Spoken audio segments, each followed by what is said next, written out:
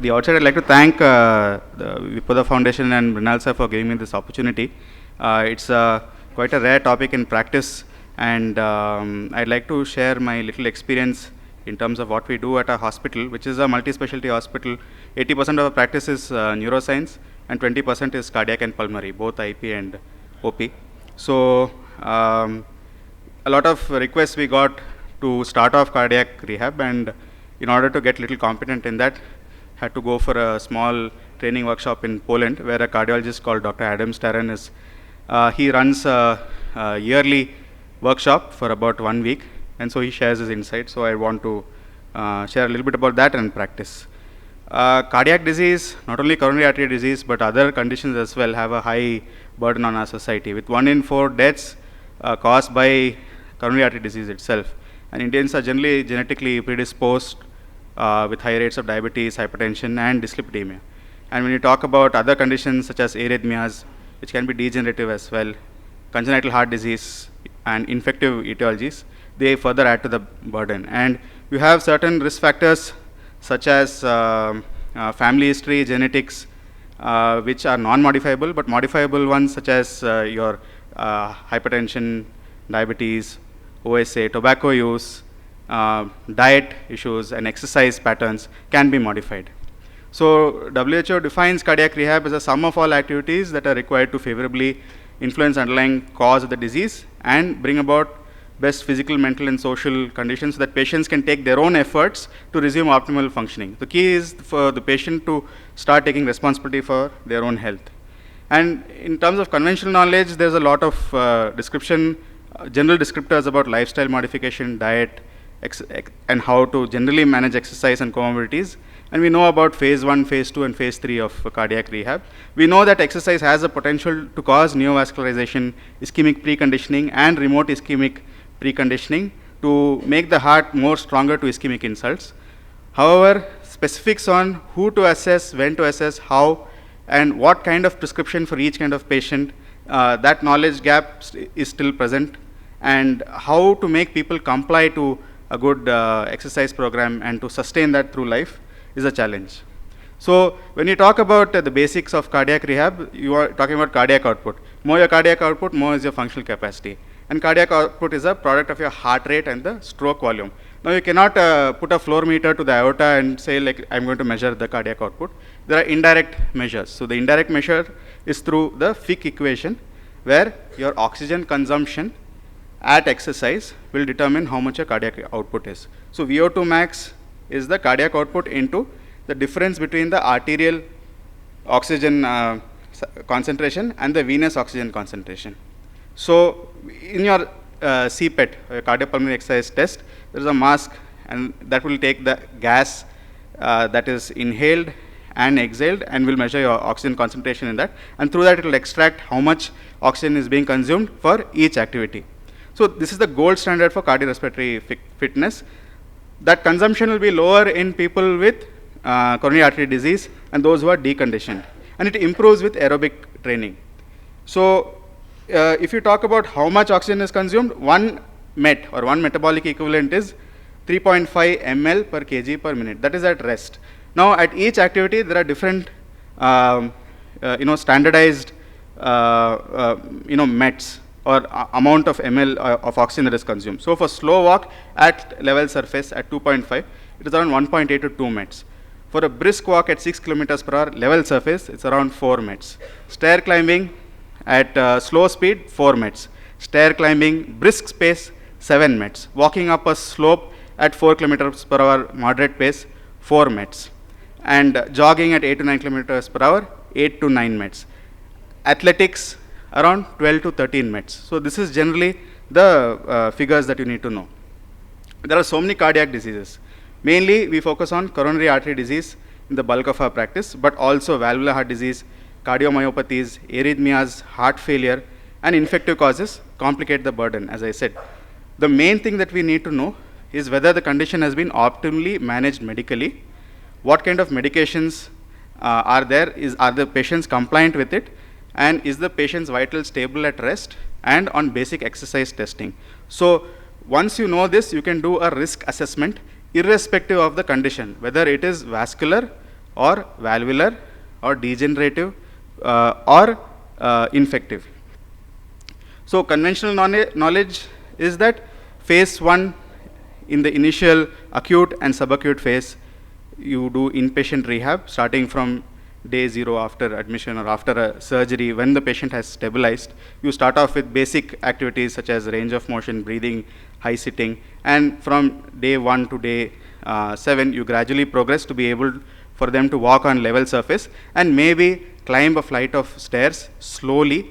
And before the discharge, you do a basic exercise testing with a 6-minute walk test, maybe, if that is feasible, if the vitals are stable. In phase 2, then you do a more formal assessment of the exercise capacity with a semi-quantitative test. Again, start with a 6-minute walk test and do a TMT or a CPET if needed, and then do the exercise prescription for the target heart rate, and then give them a program. And in phase 3, you need to motivate the patients to maintain long term. So phase 2 generally lasts between about from 2 weeks post the insult to about 6 to 12 weeks, and beyond 12 weeks you have the phase 3 or the maintenance. Some definitions also suggest that phase 3 is actually phase 4, and you have phase 1 and 2, which are the acute and subacute, and phase 3 is the supervised exercise program, and phase 4 is the maintenance.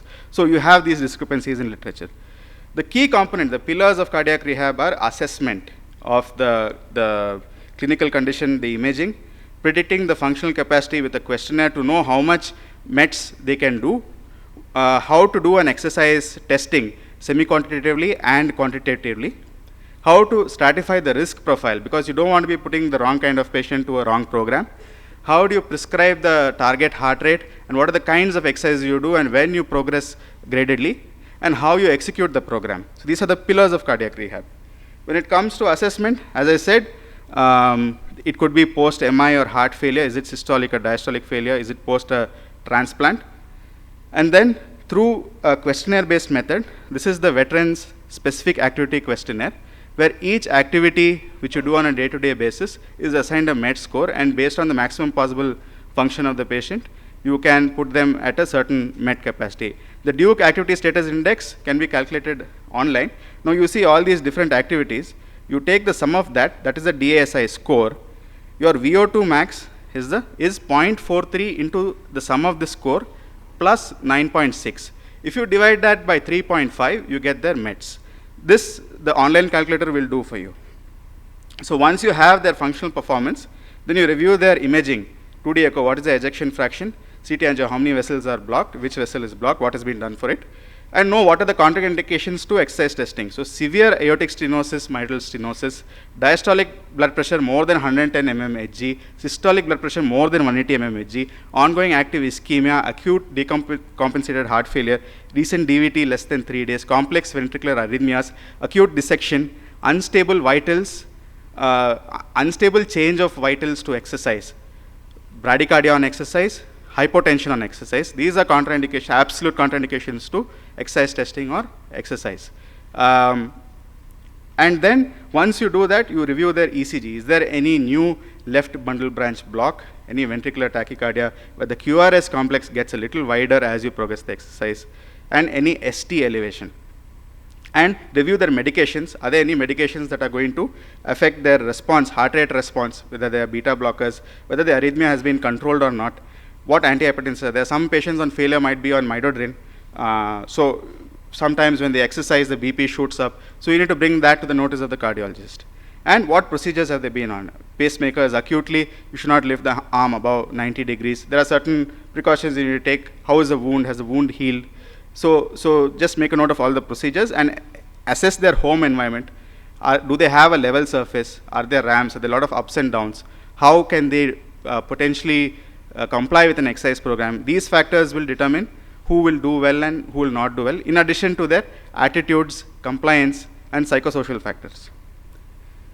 So with your exercise testing, you have once you do the questionnaire-based assessment, you can do a semi-quantitative test, 6-minute walk test. You need a 30-meter hallway, which is free of general movements, and keep 2 cones over there. Ask them to walk as fast as they can. Don't walk in front of them, walk behind them so that they are not led. And then you note the distance taken and what is the heart rate response. Generally, your distance, whatever you cover, so you cover 450 meters, and generally people cover between 400 to 570 meters on a 6-minute walk test. whatever distance you cover, say I covered 400 meters, you put a decimal there. So 4 will generally be my training heart rate at a ramp of 15 degrees. So the 6-minute walk test can tell me that. You also have the 3-minute ramp walk test, which is also a good standard. And then you have the incremental shuttle walk test. You keep 2 cones 10 feet apart and ask them to walk as fast as they can between the two, and then see what is the max speed, 10 meters apart, and you see what is the max speed that they have achieved. That max speed will give you your training speed. And the 2-minute step test does not really give us much information, but it will tell how the vitals are going. So with the quantitative test, you have the Bruce protocol and the modified Bruce protocol for TMT. The problem with the Bruce protocol is it is too steep. So generally, most people will come to you with a TMT test, the Bruce protocol. Every 3 minutes, there is a increase of the kilometers per hour, as you can see over here. At 1.7 kilometers per hour, the inclination is 10 degrees with a METs of 4.6. By the time they come to around 12 minutes, they have reached 12.9 METs. And most people generally, in the general population, will be between 7 to 10 METs. So they may not, the ramp is too steep, and they may not be able to complete the test. So the ideal test will be a customized ramp protocol devised by Dr. Jersey, one of the pioneers in Eastern Europe, done a lot of work in post-transplant rehab. Basically, there is a, so this graph will tell at what speed and what ramp, what METs is happening. So what we need to do first is to assess your predicted METs with the questionnaire, and say if there are 8 METs, between 8 to 12 minutes, the treadmill should go at that ramp and that speed so that they reach the predicted METs between 8 to 12 minutes, so that the patients are exercising safely, and then you are able to assess the true functional capacity. So there are different protocols: Bruce, modified Bruce, ACSM. Customized ramp protocols are always ideal. When do you stop the test? When there is symptom such as fatigue, when the heart rate, maximum heart rate is achieved, 220 minus age, the Kavanagh method. If there are signs of ischemia on the ECG with ST elevation or depression more than 2 millimeters, any new left bundle branch block, there is a widening bifid wave in the V6. Right bundle branch block is generally not a new problem that is serious. And systolic or diastolic blood pressure more than 180 by 110, any one of these. So CPET also can be done. This is to prognosticate the success of heart failure patients and to differentiate cardiac and pulmonary causes of fatigue or poor functional performance. Generally, if somebody is performing less than 14 ml per kg per minute, they are poor functional capacity. Also, the CPET will also tell you at anaerobic threshold, when the carbon dioxide value suddenly increases on the CPET, at that value is the anaerobic threshold, and that heart rate at that will give you your training heart rate. Now, once you have the ejection fraction and the METs, you will do the risk stratification. And so basically, if low risk is somebody who has intact ejection fraction and METs more than 7, so you can train them at 50 to 60% of their heart rate reserve. And high risk is somebody with a low ejection fraction of EF of 15 to 30%, METs less than 3, and you need to put a target heart rate of 10 to 20%. Anyone in between will be at these values, at 40 to 50 and 20 to 30 of the heart rate reserve. Abnormal response of the vitals to exercise, depression, poorly controlled disease are additional factors you will put in. It is not cut and dry always. Somebody will have a good functional capacity but low ejection fraction, or they will have moderate of both, but they will be severely depressed. They will have poorly controlled disease, abnormal heart rate response. So you will adjust them to a higher risk profile and be safer when you make them exercise. So your exercise prescription, first find out the heart rate reserve, which is the difference between your HR max and the resting heart rate, and then your target heart rate will be the resting heart rate plus whatever percentage you're putting as per your risk profile into the heart rate reserve. So say my heart rate, resting heart rate is 60, age 36, so 220 minus 36 will be 184, and gap is around 120, and I fall in low risk. So you can make me exercise at about 60% of 120. So that will be around 70. So you add 60 plus 70, around 130. 130 will be my training heart rate. And How many sessions per week? Generally 5 sessions per week. 36 sessions are supposed to be adequate dosage. You use the FIT VP principle: frequency, intensity, type of exercise, time, volume, and progression. Volume is the intensity into time you exercise. Progression is how you increase that volume. So frequency will be 5 per week. Intensity will be based on risk profile. The time will be warm up of 5 minutes and active phase of between 15 to 60 minutes based on their risk, and a cool down of 5 to 10 minutes. What exercises? You will, with the conditioning phase, you will, the warm up, you can start off with breathing exercises, stretches, balance coordination, some strength training twice a week, and aerobic conditioning starting from 15 to 60 minutes, which can be either bike or treadmill, provided you have heart rate and ECG monitoring. And if during the first week they don't have any new signs of ischemia, you can increase the time by 10%. Always best to increase the time rather than the speed, because you would have done a test at a certain speed, and if you increase the speed without retesting again, you're predisposing them to more risk of new event. So in Poland, they have IP cardiac rehab programs for high risk individuals. 3 weeks they admit for cardiac rehab. Morning they do balance coordination, group core strengthening activities, and limb strengthening. And the afternoon they go for their aerobic training for between 20 to 40 minutes. They pool people into different groups, and in 3 weeks they get an increase of METs of around 1.5 to 2, EF increase of about up to 5% on EF, and the minimum clinically important difference for the increase in METs is 0.5. So you can make a significant difference to people's health with a exercise program alone, provided it is done safely. And in phase 1, as I said, you start with high sitting, range of motion, basic self-care. Going on to day 7, slow walking up the stairs. Phase 2 and 3, you will do the risk profile assessment and put them into moderate intensity, low intensity, or high intensity based on their risk profile.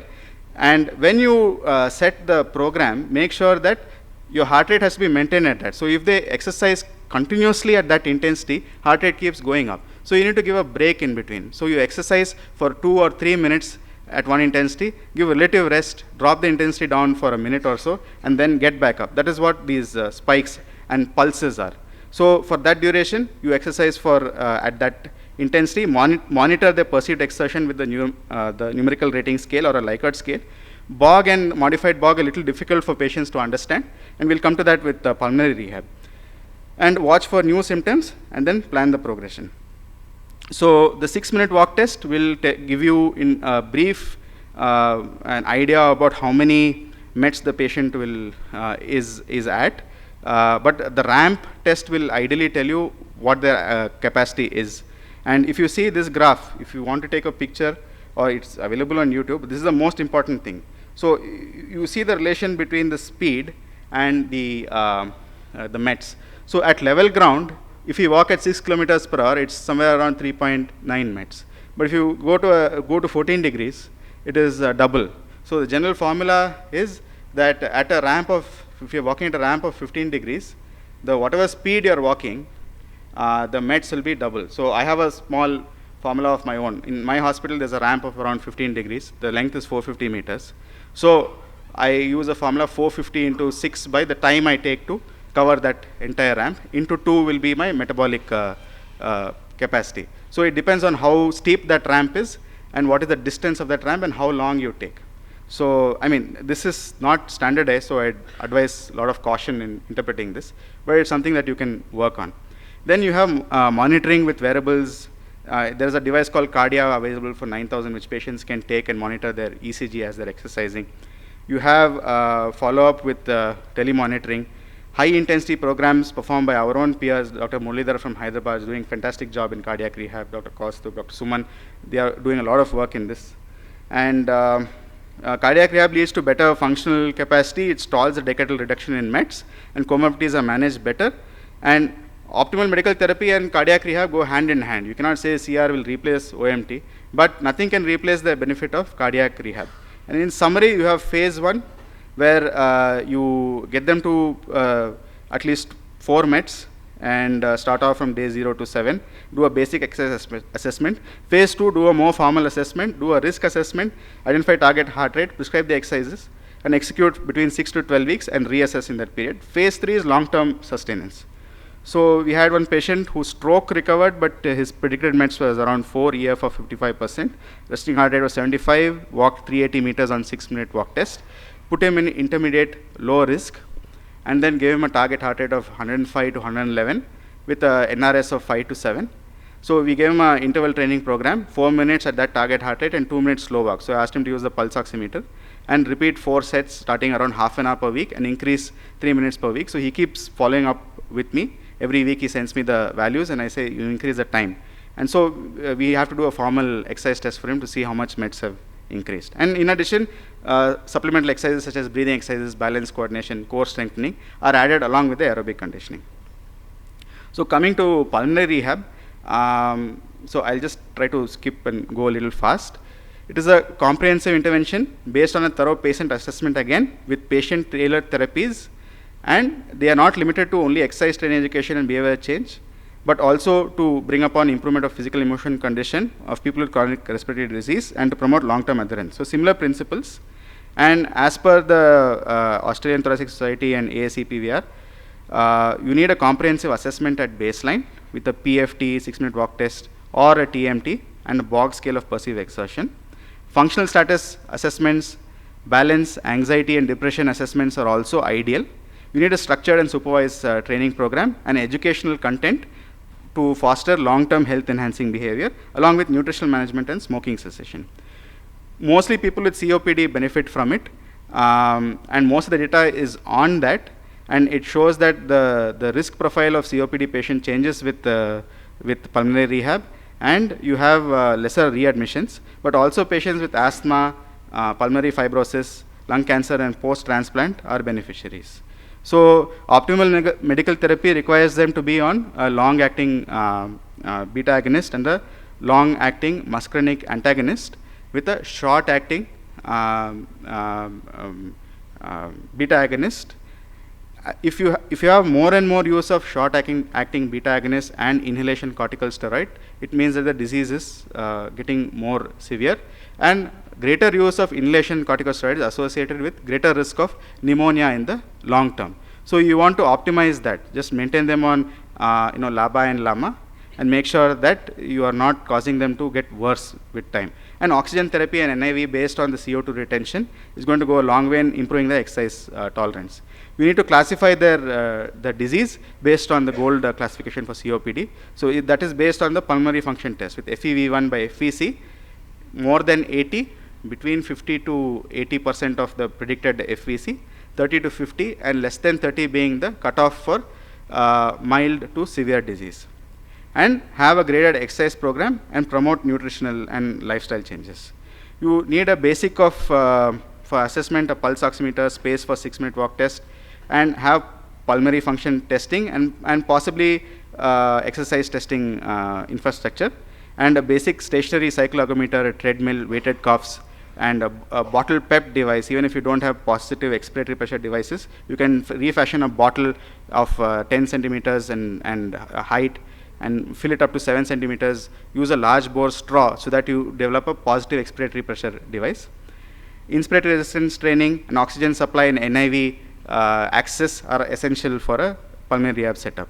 So for your assessments, simple tests such as the single breath count, 5 times sit to stand count will be useful in the acute phase. Hand grip strength will quantify frailty in these patients. We need to have a baseline MRC dyspnea scale where from 1 to 4 it signifies breathlessness, no breathlessness of patients with the impaired PFT versus breathless for self-care at indoor going from 1 to 4. The Bog scale of perceived exertion is a little bit tedious for patients to understand. So generally the NRS is preferred, but the modified Bog scale is cited more in literature. So you have 6 to 11, which is very light exertion, going to 12 to 15, which is somewhat hard, and very hard is 16 to 20. And that is mostly used. So if you want to do a study, then use a modified Bog. But if you want to use for patient care, better to use a NRS exertion, because even the modified Bog is a little funny, because 3 is somewhat moderate, and generally 3 you don't associate with a moderate exertion. So NRS is generally better for their exertion. And the COPD assessment tool is developed by Gold, where you can go online, and based on, it is a patient-rated questionnaire. So based on their symptom tolerance, based on their cough, based on how much they can walk at home, you get a score on how severe the disease is. And you assess for ILD, the NRS of the cough frequency, cough intensity will be useful to assess the effect of your intervention. Timed up and go test will assess the strength, balance, and especially the quadriceps strength and endurance for patients with COPD. And values of more than 12 seconds are shown to be positive for impairment of balance and strength in COPD patients. And 6-minute walk test, generally the values are lesser in patients with pulmonary impairment. As I said, 30 meters length should be there. Do not lead the patient. And your Barthel index and Konofsky performance scale can be used to quantify the functional ability. So with inpatient rehab is a good opportunity to get access to the patient for any acute, when they have an acute exacerbation. You plan for secretion management, improve the respiratory capacity and improve functional mobility, either indoor or wheelchair if they are too dependent on oxygen. Identify the home care needs for assisted devices such as oxygen, whether they need a long hose or not, whether they need a concentrator or a portable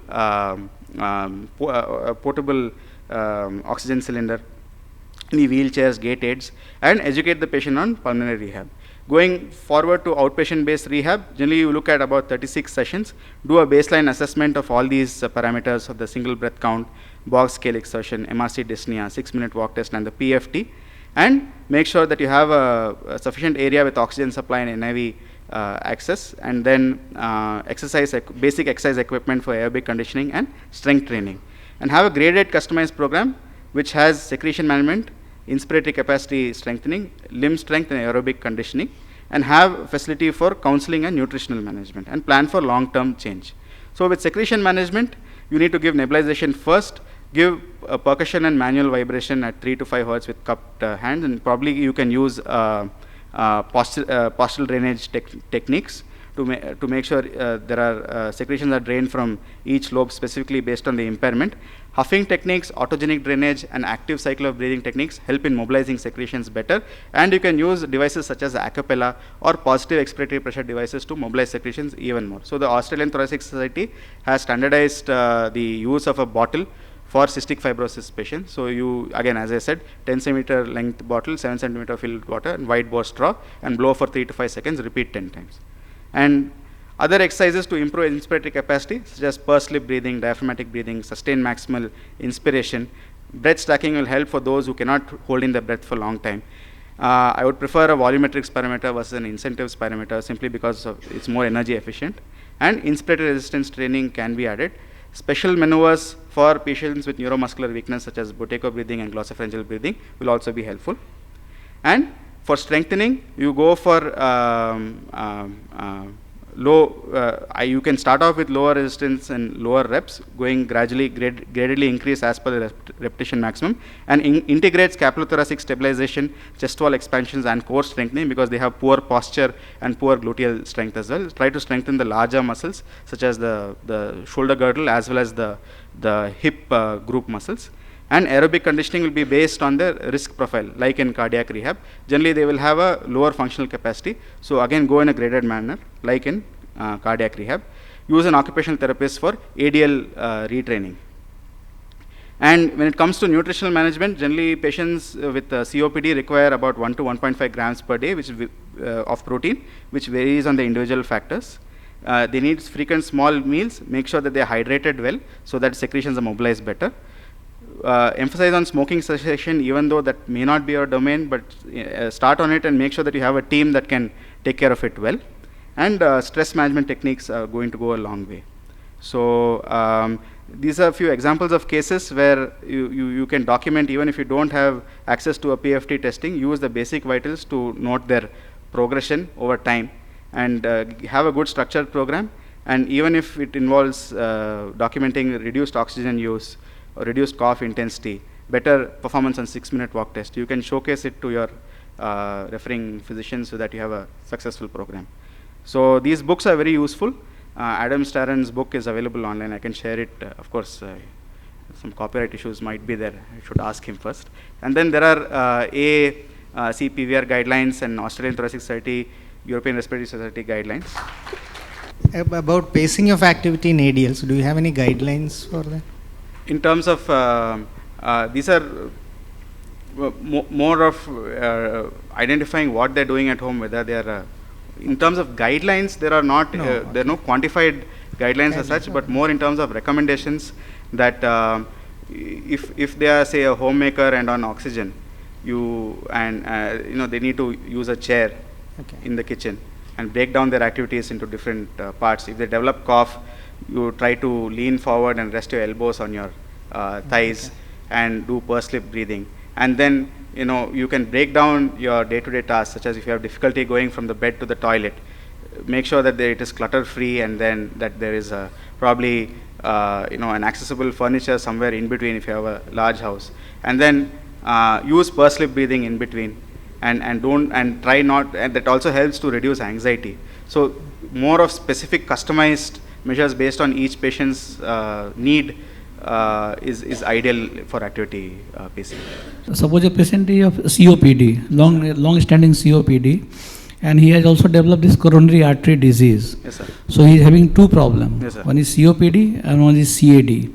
So how you manage such kind of patient regarding their setting a MET score or endurance training, or if they are already on the pulmonary rehabilitation program or any other protocol, and considering the new development of this significant CAD, do we need to change the protocol or something follow differently? What do you do? Yes, sir. Thanks for that question.